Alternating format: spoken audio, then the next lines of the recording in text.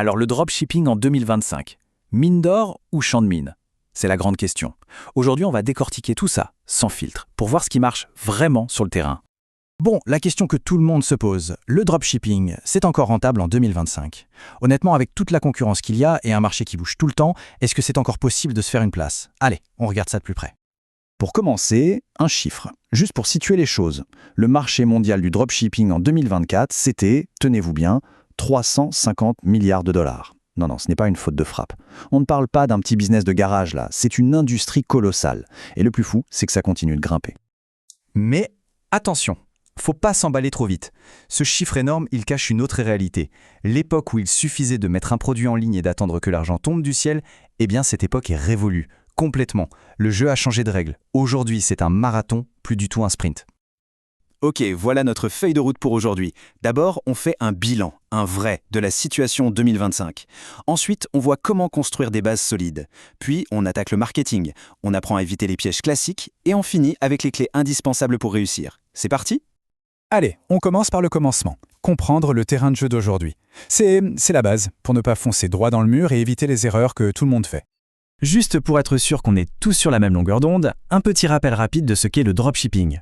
Le principe est hyper simple, on vend un produit qu'on ne possède pas physiquement.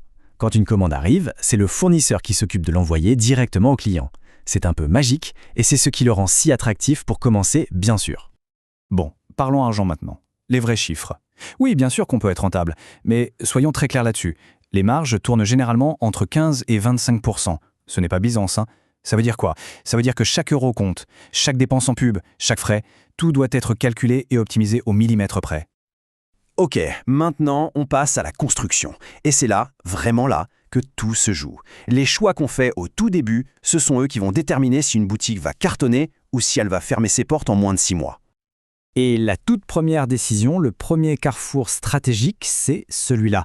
Est-ce qu'on met tous ses jetons sur un seul produit vedette ou est-ce qu'on préfère jouer la carte de la sécurité avec une boutique qui propose plusieurs articles? C'est un choix fondamental qui va orienter toute la suite. Alors, la boutique monoproduit, c'est la simplicité à l'état pur. Le marketing est hyper ciblé, la gestion est un jeu d'enfant. Le gros risque, évidemment, c'est que si ce produit ne se vend pas, c'est tout le projet qui s'effondre. De l'autre côté, la boutique multiproduit. Là, on a la sécurité de la diversification, sauf que, attention au piège, ça peut vite devenir un bazar ingérable, un vrai supermarché où le client est complètement perdu. Et là, on arrive à un point, mais alors crucial pour 2025, l'image de marque, le branding. Ce n'est plus une option, c'est une obligation. Faut bien se mettre ça en tête, quand il y a 50 autres boutiques qui vendent exactement le même produit, pourquoi est-ce qu'un client achèterait chez l'une plutôt que l'autre? C'est l'identité, l'histoire qu'on raconte, la confiance qu'on inspire, c'est ça la différence. Petite parenthèse rapide sur un modèle qui ressemble un peu, le print on demand, ou l'impression à la demande. La grosse différence, c'est qu'avec le POD, on vend des produits uniques, avec ses propres créations. Le produit n'est fabriqué qu'une fois la commande passée. C'est une excellente manière de se démarquer, de ne pas vendre la même chose que tout le monde. Ok, on a des fondations en béton, c'est super. Mais bon, la plus belle boutique du monde, si personne ne sait qu'elle existe, elle reste invisible. C'est là qu'intervient le nerf de la guerre, le marketing.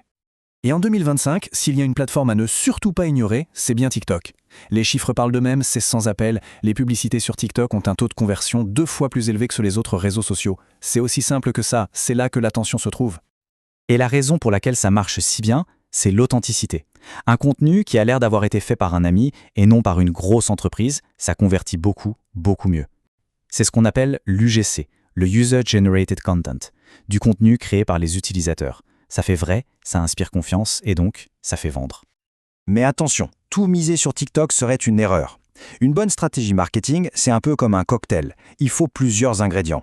On peut y mettre une dose d'urgence, avec des comptes à rebours, des stocks limités. On ajoute des collaborations avec des micro-influenceurs, qui sont souvent bien plus authentiques. On peut même fluidifier le paiement avec des outils d'IA. Et surtout, on n'oublie jamais le SEO, le référencement sur Google. C'est un travail de longue haleine, mais c'est ce qui va construire une source de trafic pérenne. Bon, maintenant, il faut qu'on parle du côté un peu moins fun, mais qui est tout aussi crucial. Les difficultés, les pièges. Parce que connaître les obstacles, c'est la meilleure façon de les éviter ou de les surmonter. Voilà le palmarès des erreurs qui peuvent littéralement tuer une boutique. Numéro 1, se tromper de niche. Trop large, trop de concurrence, c'est mort. Mentir sur les délais de livraison, un grand classique. ne pas avoir d'identité de marque et bien sûr négliger le service client. Chacune de ces erreurs, c'est un clou de plus dans le cercueil du projet. Elles sont toutes évitables, mais elles ne pardonnent pas. Et comme si ça ne suffisait pas, il y a aussi les facteurs externes, ceux qu'on ne contrôle pas. Les droits de douane qui changent, l'inflation qui galope, tout ça, ça vient directement manger les marges.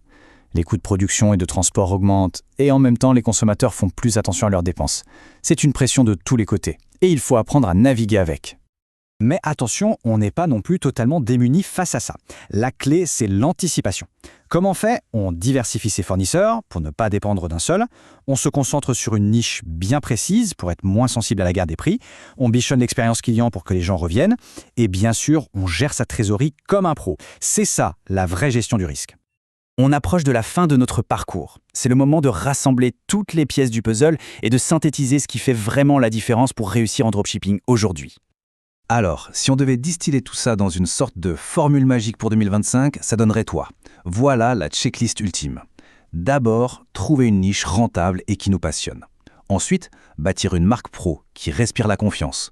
Puis, s'entourer de fournisseurs fiables, c'est non négociable. Offrir un service client irréprochable. Et enfin, peut-être le plus important, rester curieux, tester en permanence et s'adapter. Parce que le marché, lui, n'attend personne. Et ça nous amène au point le plus crucial de toute cette analyse. Il faut vraiment oublier le mythe du produit magique qui va rendre riche du jour au lendemain. Ça n'existe pas. Le vrai succès, le succès durable en dropshipping, il ne repose pas sur un produit, mais sur un système complet. Un système avec une marque forte, une logistique qui tient la route, un marketing bien pensé et une véritable obsession pour la satisfaction du client. Et pour finir, une dernière question, histoire de prendre un peu de hauteur. Le dropshipping, au final, ce n'est qu'une pièce d'un puzzle beaucoup plus grand. Avec l'IA qui bouleverse tout, des cycles de tendance qui durent quelques jours à peine, la vraie question, c'est à quoi va ressembler le commerce en ligne de demain? C'est ça le prochain grand défi.